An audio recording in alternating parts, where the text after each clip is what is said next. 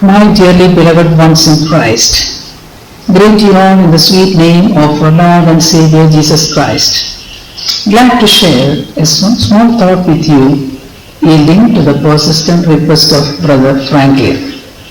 It's not an organized sermon, but just a random thought that passes through my mind these days. In olden days, when poets got inspired, they used to rise on the wings of poesy and reach the clouds and float through the endless sky and transport the audience to different planes and places. I used to marvel at such talent and performance. As we go through the annals of Christian history, driven by passion for the lost, many daring souls have ventured into the so far unseen and unreached realms. Geographical, cultural, or linguistic barriers posed no threat or hindrance for anyone who was anointed and propelled by the Holy Spirit. People simply yielded, obeyed, and proceeded, and the hand of God worked along with them, proving the might of His hand and His word. How can we embark on such an enterprise? First, we should have a vision about the goal we want to achieve, followed by the driving force, the passion, which should be constantly updated and uploaded by the power of prayer. If heaven is funding our project, we will lack no resources, that will be physical, psychological, financial, and above all, spiritual. If we really understand the concept of the kingdom of God, all our views and approach will be changed. For the word of God says, "For the kingdom of God is not meat and drink, it's righteousness, peace, and joy in the Holy Ghost." Over the years, we have miserably failed in comprehending this concept. The outbreak of this great pandemic has shattered all our dreams and has posed innumerable hindrances before us. But in the midst of all this, I see some good things happening. It has opened our eyes to get a good insight into many of our shortcomings in all that we have been doing so far.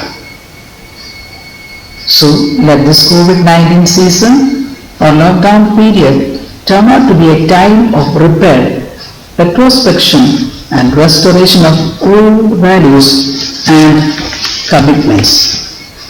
Let us get rid of every unhealthy, unscriptural, unpleasant practice that has inadvertently crept into our mission and ministry. Let us make an effort to look into ourselves and try to find out whether we have missed any step. So far, we have been enjoying unlimited resources, unseen opportunities, and unopposed undertakings. Suddenly, everything has come to a halt. Let us strain our ears and try to listen to the soft voice of the Holy Spirit.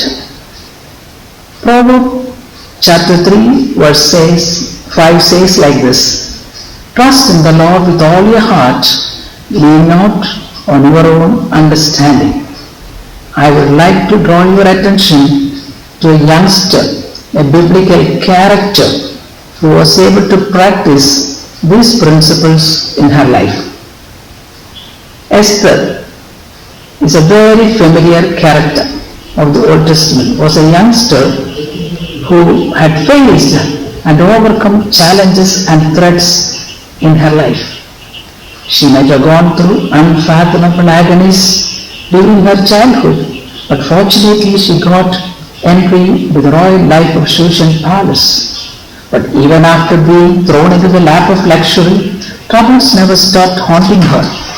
If it is a pandemic that we are facing now, it was a racial annihilation that she was facing at that time. What stood her in good stead was the strength of her character. I remember having taught a lesson on character is destiny. It's very true. I will give a few snapshots of Esther's character. Basically, she was a very simple girl, and as an added virtue, she was very obedient. She listened to Mordecai, her guardian, and obeyed him in all what she was instructed. Another great quality was her submissiveness. When her turn came to present herself before the king, as we find in Esther chapter 2 verse 15, she required nothing but what Haggai, the king's chamberlain or the chief eunuch, appointed. She listened to the wise advice of the person who knew the heart of the king, his likes and his dislikes. Even in the midst of plenty and prosperity, she maintained her frugality and modesty. At last, she succeeded in winning the heart of the monarch. What do we learn from Esther's life? You and I need to be careful about the lifestyle we adopt and the strong anchor of Christian character. Yes, character is destiny. But how to develop and maintain it in our life, our Christian character? Basically, establish a personal relationship with God, accept Him into your life, and practice a daily walk with Him and talk with Him. By meditating His word and also listening to the sweet, soft voice of the Holy Spirit. Take every step according to the stimulus we receive from the Holy Spirit. We will never ever err from His path. Esther could divert the peril impending on her people by her prayer and sacrificial attitude. There was no anguish or anxiety in her life. She heavily leaned on God. She also made strategic move in determining the destiny of her people. Finally, they got reasons to rejoice. They celebrated Purim, a victory over every damaging and destroying power of the enemy. Let strong Christian character and a heavy dependence on the power of God be our anchor, and a time will come for us also to rejoice. This period has proved beyond doubt that we had got the wrong end of the stick. Even the disciples who walked with Jesus for a while failed to understand what the Mass actually meant, but when they received power from above, they were able to see things in the true light. That should happen now also, in the midst of the panic created by this pandemic, which has thrown down everything topsy-turvy and shattered the dreams of many. Let us take heart. As we see in Daniel chapter 11 verse 36, those who know their God shall be strong and do valiantly. Oh, know that the Lord is our God, the one who had broken the chains and powers of death. He is with us, Emmanuel, who has promised His unfailing presence to us. He walks with us.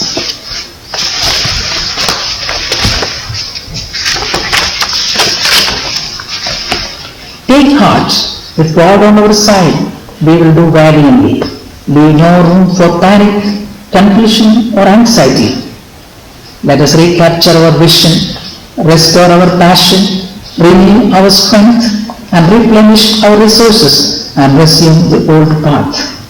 Like the chorus we used to sing, we need that old-time religion. Let us go back to the old path as found in Jeremiah chapter 6 verse 16 and strengthen ourselves, driven by passion with a single-minded obsession to win the lost and stand before the Master.